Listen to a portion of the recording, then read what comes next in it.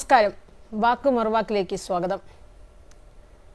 ജീവകാരുണ്യ പ്രവർത്തനവും സാമൂഹ്യ പ്രവർത്തനവും 100% അർപ്പണ മനോഭാവത്തോടും ആത്മാർത്ഥതയോടും ചെയ്യുന്ന എത്ര പേർ നമുക്ക് ചുറ്റുമുണ്ടെന്ന് നോക്കിയാൽ അത് വിരലെണ്ണാവുന്ന വളരെ കുറച്ചു പേരിലേക്ക് ചുരുങ്ങും.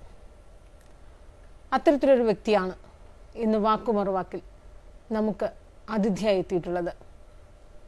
ശ്രീ KN ആനന്ദകുമാർ. സ്വാഗതം സർ. തിരിച്ചൊന്നും പ്രതീക്ഷിക്കാതെ ചെയ്യുന്ന സേവനം, അതാണ് ജീവകാരുണ്യം.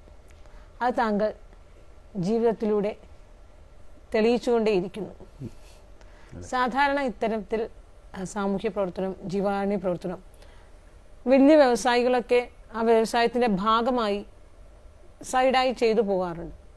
പക്ഷെ താങ്കൾ അതിൽ നിന്നൊക്കെ വ്യത്യസ്തമായി വ്യവസായമൊക്കെ പൂർണ്ണമായും മാറ്റി മുഴുവൻ സമയ ഈ ഒരു ജീവകാരുണ്യ പ്രവർത്തനത്തിലേക്ക് മാറി. അതാണ് താങ്കൾ വ്യത്യസ്തനാക്കുന്നത്, മറ്റുള്ളവർക്ക് മാതൃകയാക്കുന്നത്. അത്തരത്തിലൊരു തീരുമാനം, ആ ഒരു രീതിയിലേക്ക് പൂർണ്ണമായും മാറാനുണ്ടായൊരു സാഹചര്യം? ഒരു വ്യവസായി ആയിരുന്നു ഞാനൊരു വലിയൊരു എക്സ്പോർട്ടറായിരുന്നു.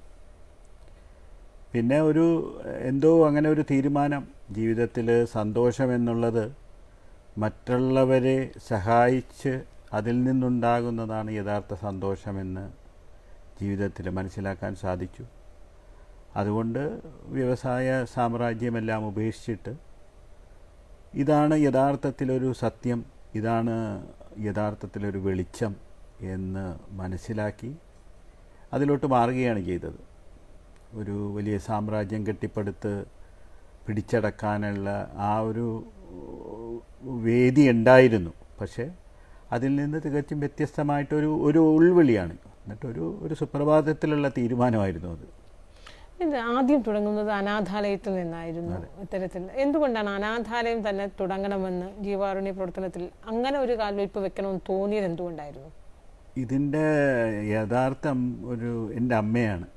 അമ്മ 9ാമത്തെ വയസ്സിൽ എൻ്റെ കാതിൽ പറഞ്ഞു തന്നൊരു വലിയ മന്ത്രം, നിൻ്റെ മുമ്പിൽ ആര് നിന്ന് വന്ന് കരഞ്ഞാലും നിനക്ക് കരയാൻ സാധിക്കണം.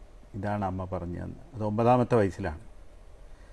അപ്പോൾ സ്വാഭാവികമായിട്ടും അതൊരു ചെറിയ സീഡല്ല, അതൊരു വലിയ